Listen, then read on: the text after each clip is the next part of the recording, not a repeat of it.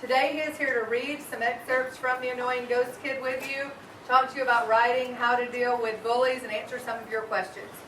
So please join me in welcoming Mr. Ross. Good morning. Good morning. When my two sons were about your age, I would tell them stories every night. I would just make something up. Maybe I better go over there. Well, he runs up to the house, but there was no porch. There was no shelter he could get under. So he banged on the door. The door opened. It was all dark and black inside. He wasn't sure he wanted to go inside. But then another piece of ice hit him in the back. He went, ow! And he jumped in. He got inside. It's ice cold. It's like a refrigerator inside. And it's quiet. And it's still. And it's musty and smelly and old. And then he goes, hello! And as soon as he said hello, bam! The door shut. And now he's in complete pitch black darkness. He can't even see the hand in front of his face. And he reaches over and grabs the doorknob. And the door won't open. And then he heard this sound.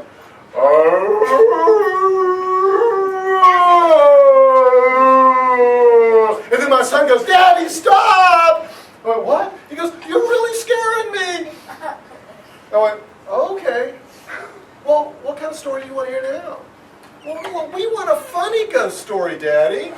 Here's a book everybody in here knows. And it starts out with what if. What if I give a mouse a cookie? Yeah, what's going to happen next? Yeah, he's going to want a glass of milk. And then he's going to make me crazy. Okay.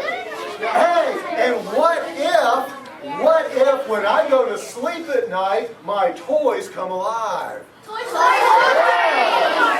You see, that's how books are written, that's how movies are made, and that's how you can make up stories yourselves.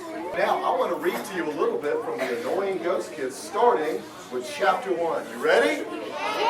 First chapter is called Disappearing Act. I was just about to bring down the evil alien warlord's mothership when all of a sudden I heard the most dreaded words that a kid could hear. Corky, you played enough video games for today. Oh, Mom, I'm just about to destroy the enemy.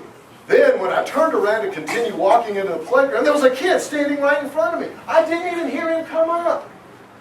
And he was crying. I said, hey, what's wrong? I want my mommy, he cried. Are you lost? He just cried, I want my mommy! Well, we'll find her. What's your name? He just cried louder, I want my mommy! Okay, I said, we'll find her. We'll look for her right now. What does she look like? Once again, even louder, I want my mommy! I looked around. There were no adults inside. So I asked him, do you live near here? And all he did was scream,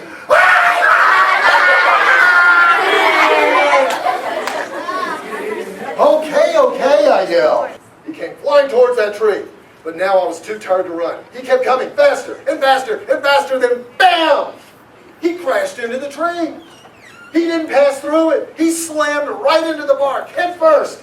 And then he crashed to the ground. I ran over to him. He wasn't moving. Oh no, I said aloud. Is he dead? Of course he's dead. A deep, raspy, nasally voice said behind me, he's a ghost. I whirled around to see a tiny, very old man with pointed ears. Who are you? I'm the elf who lives in this tree, he said in irritation. I'm the elf that you and your ghost friend woke up, and I'm the elf that's going to turn you into a mushroom. Duke is the ultimate bully of them all, because you know what bullies do? Bullies like to pick on you when no teachers or parents are around, when nobody will see them. Well, the ghost kid, he can pick on you right in front of the teacher. And so what does he do? He starts playing pranks on Jill and starts playing pranks on Corky right in the classroom in front of the teacher and gets them in trouble in class. Well, eventually, because there's no one to help him, because if you go to the teacher and say, there's like a ghost kid doing this to me, what's the teacher going to go, yeah, you're crazy. So they've got to stand up to the ghost on their own. And that's what you always have to do with bullies. Ultimately, you always have to stand up to the bully yourself.